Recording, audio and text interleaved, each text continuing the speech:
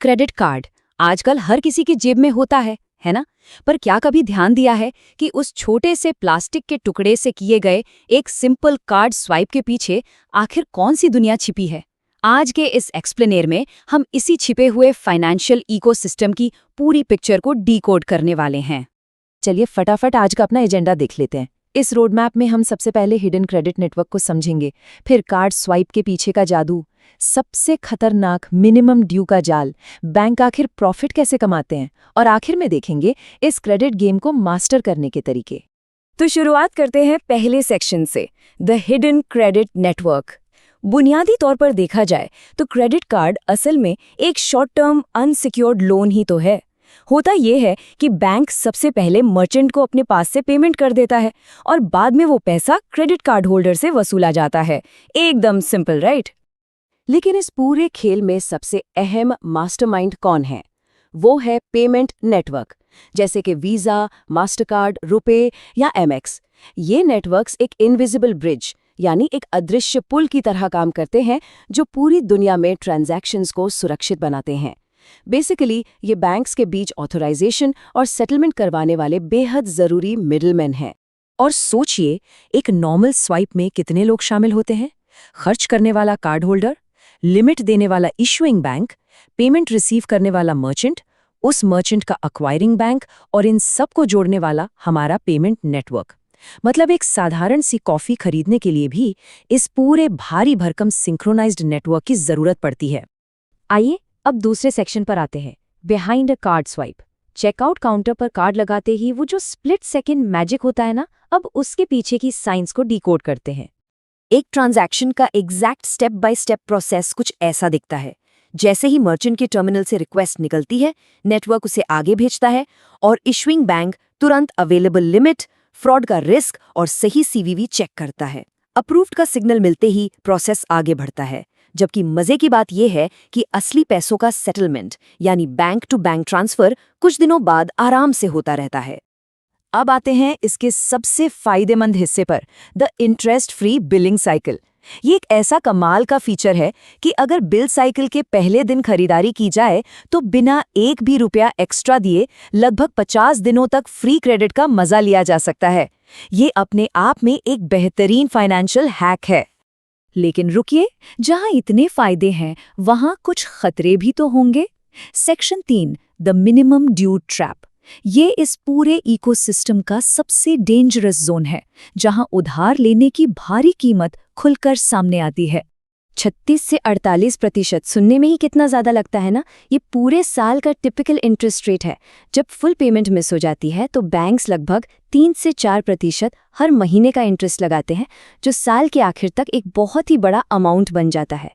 तो यहाँ पर सबसे बड़ा सवाल ये उठता है कि आखिर होता क्या है जब सिर्फ मिनिमम ड्यू भरा जाता है? इस मिनिमम ड्यू के पीछे का गणित क्या है? इस मैथमेटिकल रियलिटी को ध्यान से देखते हैं। अगर 20,000 के बिल पर सिर्फ 1,000 पे किए गए तो लगता है कि चलो इस महीने तो जान छूटी, पर नहीं, बाकी बचे 19,000 पर भयंकर इंटरेस्ट लगना शुरू हो जाता है। और सिर्फ यही नहीं, इसके बाद होने वाली हर एक नई खरीदारी पर भी पहले ही दिन से इंटरेस्ट लगने लगता है। यही वो रिवॉल्विंग डेब्ट का कड़वा सच है जिसमें अक्सर लोग बुरी तरह फंस जाते हैं। तो अब आगे बढ़ते हैं अपने चौथे सेक्शन की तरफ, how banks actually profit.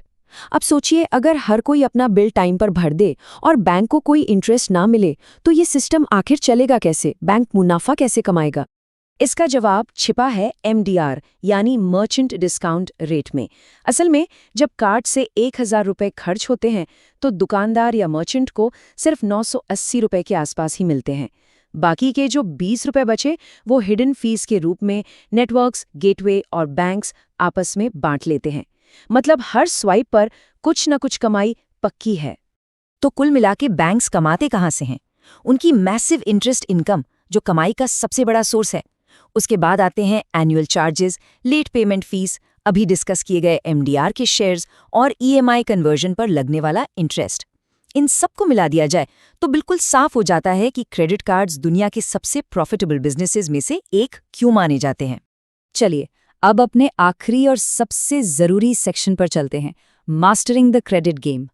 System के रिस्क तो हमने समझ लिए, अब इसे अपने फायदे के लिए यूज करना भी सीख लेते हैं।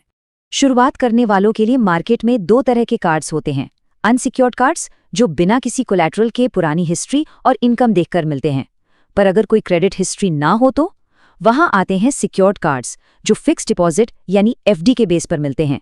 ये क्रेडिट दुनिया में सुरक्षित एंट्री करने और अपना सिबिल स्कोर बनाने का एकदम बेस्ट तरीका है। 30%, इस नंबर को तो हमेशा याद रखना चाहिए। ये क्रेडिट यूटिलाइजेशन रेशियो का गोल्डन रूल है। अपनी टोटल लिमिट का सिर्फ 30% या उससे कम खर्च करने से क्रेडिट स्कोर न सिर्फ सुरक्षित रहता है, बल्कि बहुत तेजी से बूस्ट भी होता है। स्मार्ट यूसेज के इन गोल्डन रूल्स को अपने दिमाग में बैठा लीजिए। हमेशा बिल का फुल पेमेंट करना है, सिर्फ मिनिमम नहीं। लेट फीस से बचने के लिए ऑटो पे को ऑन रखना है। यूटिलाइजेशन वही 30% से नीचे। अपने रिवॉर्ड्स को ट्रैवल या कैशबैक के लिए स्मार्टली यूज करना है। और सबसे अहम नियम, कभी भी एटीएम से कैश नहीं निकालना है, क्योंकि उस पर तुरंत भारी इंटरेस्ट लागू हो जाता है। पता है, फाइनेंशियली स्मार्ट और वेल्दी लोग क्या करते हैं? वे इन कार्ड्स का इस्तेमाल बहुत चालाकी से करते हैं। वो फ्री क्रेडिट पीरियड का पूरा फायदा उठाते हैं, लग्जरी एयरपोर्ट लाउंज एक्सेस करते हैं और अपने बिजनेस एक्सपेंसेस को ट्रैक करके जबरदस्त कैशबैक और रिवॉर्ड ट्रैवल जनरेट करते हैं। बिना कोई इंटरेस्ट दिए बैंक का पैसा अपने फायदे के लिए कैसे यूज करना है, ये उन्हें बहुत अच्छे से आता है। इसीलिए एक बहुत बड़ा मिथ है जिसे तोड़ना जरूरी है। कहा जाता है ना कि प्रॉब्लम कार्ड में नहीं है, ओवर स्पेंडिंग में है।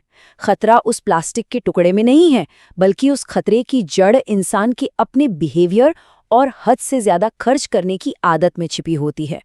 तो आज के इस एक्सप्लेनर को खत्म करते हुए एक आखिरी सवाल छोड़े जाते हैं, जिस पर जरूर गौर कीजिएगा।